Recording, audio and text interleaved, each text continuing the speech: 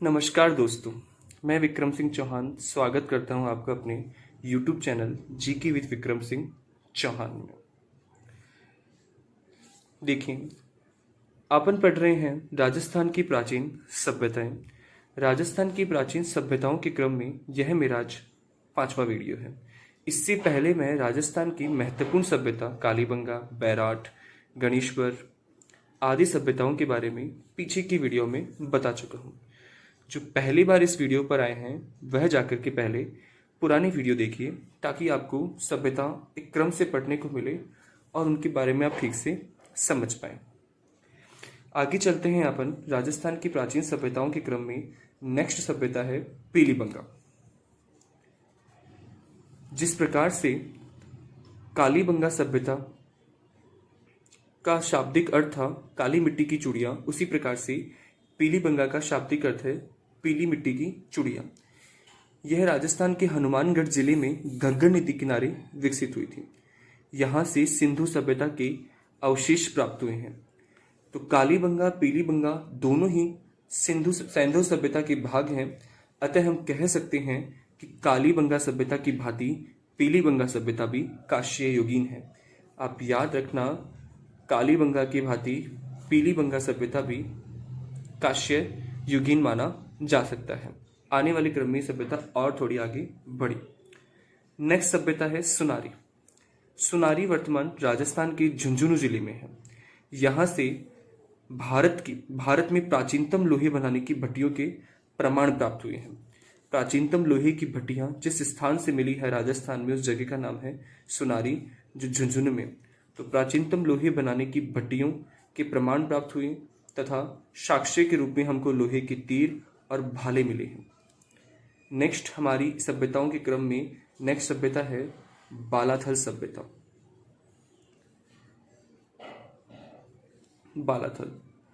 बालाथल राजस्थान वल्लभनगर उदयपुर जिले में स्थित है। यहाँ से आहड़ के समान ही साक्ष्य प्राप्त हुए हैं। कहने का तात्पर्य यह है कि जो उत्खनन में जैसी वस्तुएं हमको आहड़ से प्राप्त हुई, उसी प्रकार की सब वस्तुएं बालाथल से भी प्राप्त हुई हैं। विशेष, राजस्थान से लोहे का प्राचीनतम साक्ष्य जिस सभ्यता से मिलता है उसका नाम है बालाथल सभ्यता।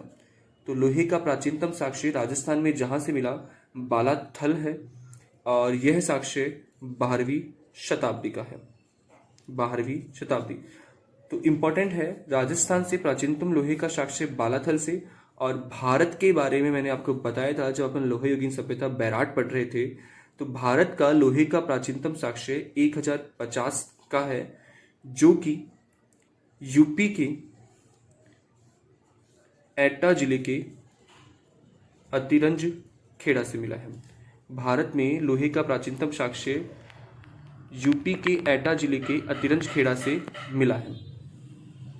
नेक्स्ट बात करते हैं, यहाँ से खुदाई में 4000 वर्ष पुराना कंकाल प्राप्त हुआ है।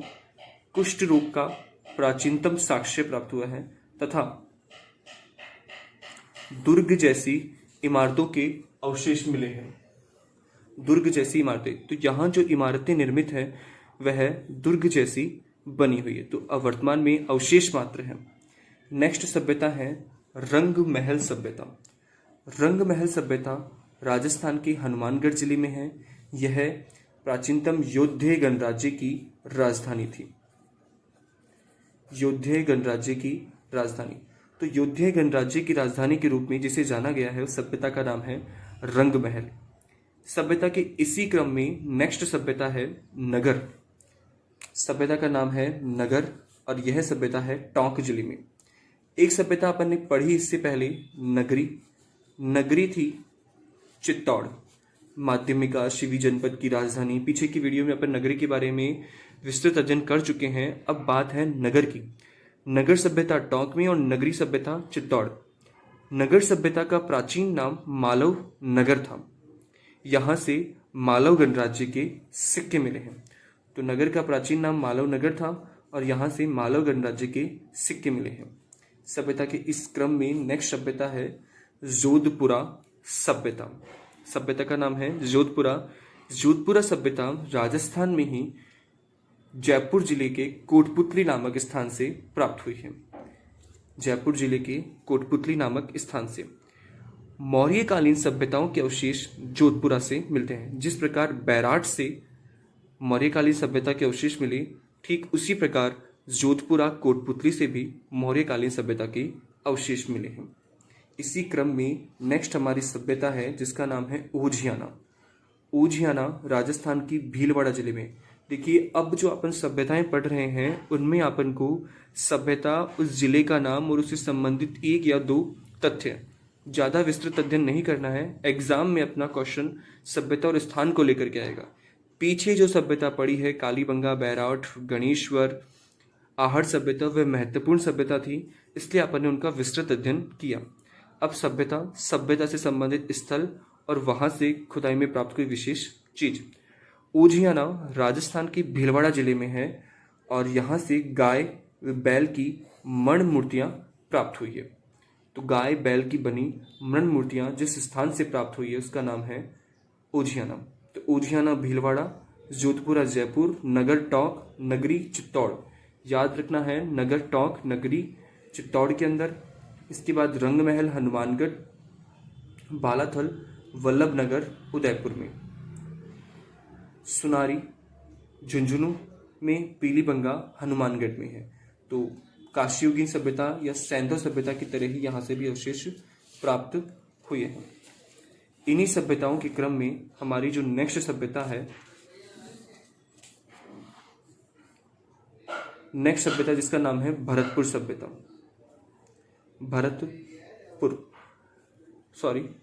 नेक्स्ट सभ्यता है बयाना सभ्यता। बयाना सभ्यता राजस्थान के भरतपुर जिले में है। तो राजस्थान के भरतपुर जिले में यहाँ से गुप्तकालीन सिक्कों के भंडार मिले हैं। तो गुप्तकालीन सिक्कों के भंडार मिले हैं तथा प्राचीनतम नील की खेती के साक्ष्य हैं। तो भारत में सबसे प्राचीन नील की खेती के साक्ष्य बयाना भरतपुर में है। तो सीधी सी बात है, राजस्थान ही नहीं बल्कि संपूर्ण भारत में नील की खेती के प्राचीनतम साक्ष्य बयाना, बल्कि आप कह सकते हो कि विश्व में प्राचीनतम नील की खेती के साक्ष्य बयाना भरतपुर से मिलते हैं। और बयाना भरतपुर से जिस काल के सिक्कों का भंडार मिला है वह है गुप्तकालीन सिक्के। तो भारत में जो सिक्कों की परंपरा की, सुनियोजित परंपरा की शुरुआत जिन शासकों ने की थी वह गुप्तकालीन शासक ही थे। नेक्स्ट सभ्यता है गिलुंड। गिलुंड सभ्यता राजस्थान राजसमंद जिले में है जो कि बनास नदी के किनारे स्थित है। इस सभ्यता से गिलुंड सभ्यता से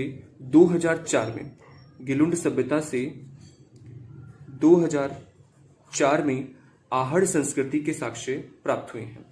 आहड़ संस्कृति का ही एक भाग है जिसका नाम है गिलुंड। तो 2004 में यहाँ की खुदाई से आहड़ संस्कृति के साक्ष्य प्राप्त हुई। सभ्यताओं के इस क्रम में हमारी नेक्स्ट सभ्यता है जिसका नाम है नोह। नोह सभ्यता भरतपुर जिले में विकसित हुई और रूपारेल नदी के किनारे विकसित है। यह सभ्यता भरतपुर जिले में रूपारेल नदी के किनारे विकसित हुई। नोह सभ्यता की विशेष बात यहाँ से महाभारत काल से लेकर, जब महाभारत युग शुरू हुआ तो महाभारत काल से लेकर ताम्रयुगीन सभ्यता, महाभारत काल से लेकर ताम्रयुगीन सभ्यता तक, तो एक महाभारत से शुरू हुआ और ताम्रयुगीन सभ्यता तक टोटल 5 संस्कृतियों के अवशेष मिले हैं नोह सभ्यता से। आपको इस सभ्यता के बारे में एक चीज याद रखनी है कि नोह सभ्यता भरतपुर जिले में है और यहाँ से 1 नहीं 2 नहीं 5 संस्कृतियों के अवशेष प्राप्त हुए हैं। ये संस्कृति महाभारत काल से प्रारंभ होती है और ताम्रयुगीन सभ्यता तक चलती है। तो ये राजस्थान की कुछ प्रमुख सभ्यताएं थी जिनको लेकर के एक एक तथ्य या एक एक मत था। बयाना भरतपुर, गिलुंड राजसमंद और नोह सभ्यता भरतपुर जिले में विकसित हुई। इन्हीं सभ्यताओं में अन्य सभ्यता, कुछ सभ्यताएं और बच गई हैं। तो आज अपना ये टारगेट है कि राजस्थान की बची हुई सभ्यताओं को कंप्लीट करना है ताकि आपके एग्जाम में कहीं से भी प्रश्न आए वो गलत ना हो सके। तो वैसे तो 4 सभ्यता इंपॉर्टेंट है जिनकी बात पीछे हो चुकी है। मैं एक बार फिर से कह रहा हूँ, जिन्होंने उन सभ्यताओं का अध्ययन नहीं किया है, एक बार पीछे जाकर के वीडियो को अवश्य देखें। अगर आपको वीडियो अच्छा लग रहा है तो लाइक कीजिए, शेयर कीजिए और सब्सक्राइब कीजिए। राजस्थान की अन्य सभ्यताओं को लेकर हमारी कुछ सभ्यताएं और उनसे संबंधित जिले। तरखान वाला डेरा। तरखान वाला डेरा। नेक्स्ट सभ्यता है चक 84। सभ्यता का नाम है चक 84। नेक्स्ट सभ्यता है अनूपगढ़। तरखान वाला डेरा, चक 84, अनूपगढ़, ये तीनों सभ्यता ही गंगानगर जिले में विकसित हुई है। तो तरखान वाला डेरा नवीनतम सभ्यता है, खोजा गया स्थल है गंगानगर जिले में। चक 84, गंगानगर, अनूपगढ़, गंगानगर। तो तीनों सभ्यताओं का संबंध राजस्थान के किस जिले से है? गंगानगर। इन सभ्यताओं को लेकर के प्रश्न आपके पास सुमेलित करो के आधार पर ही रहने वाला है कि तरखान वाले डेरा का की खुदाई किस जिले में हुई है, सभ्यता कहाँ मिली है? तो गंगानगर जिले में। नेक्स्ट इसी क्रम में है, सभ्यता का नाम है सांवलिया, पुगल, सौंथी। इस नाम से स्थान भी है। ये तीनों ही सभ्यताएं बीकानेर जिले में स्थित हैं। सौंथी सभ्यता की एक विशेष बात है, इसे प्रथम कालीबंगा के नाम से जाना जाता है। कालीबंगा सभ्यता हनुमानगढ़ में है। पीलीबंगा सभ्यता हनुमानगढ़ में। सौंथी को प्रथम कालीबंगा के नाम से जाना जाता है। इसी क्रम में हमारी नेक्स्ट सभ्यता आती है करनपुरा, भादरा, दोनों हनुमानगढ़ में है। गुरारा, सोहगरा, सीकर जिले में। गुरारा, सोहगरा, सीकर, यहाँ आपको नाम याद रखने ही होंगे, सभ्यता और जिला। नेक्स्ट सभ्यता है हमारी दर्रा और आलनिया, दोनों सभ्यता कोटा में। देखो कुछ स्थान ऐसे हैं जिनसे आप अंदाजा भी लगा सकते हो। दर्रा, तो दर्रा एक अभ्यारण्य भी है जो कोटा जिले में है। तो दर्रा, आलनिया, कोटा। दर नौह बयाना भरतपुर जिले में विकसित हुई। दर नौह बयाना भरतपुर जिले में विकसित हुई। नेक्स्ट सभ्यता है रेड, नगर, मालव। रेड की बात भी की जा चुकी है, नगर की बात भी की जा चुकी है, मालव की बात भी की जा चुकी है। ये तीनों ही सभ्यता जिस जिले में विकसित हुई उस जिले का नाम है टोंक। नेक्स्ट हमारी सभ्यता है कुराड़ा। कुराड़ा सभ्यता को धातु नगरी कहते हैं क्योंकि कुराड़ा से धातु औजार मिले हैं, अतः इसे धातु नगरी के नाम से जाना गया है। तो कुराड़ा को लेकर के प्रश्न हो सकता है कि किस सभ्यता को धातु नगरी कहते हैं? कुराड़ा। तो कुराड़ा, जायर, डीडवाना। कुराड़ा, जायर, डीडवाना, तीनों ही नागौर जिले में। कुराड़ा, जायर, डीडवाना, तीनों ही सभ्यता नागौर जिले में है। तो कुराड़ा को लेकर के प्रश्न है कि कुराड़ा को धातु नगरी कहते हैं। तो एक बार आप वापस से इनको देख लीजिए या अपने मोबाइल में स्क्रीनशॉट ले सकते हैं। तरखान वाला डेरा, चक 84, अनूपगढ़, 3 सभ्यताएं गंगानगर।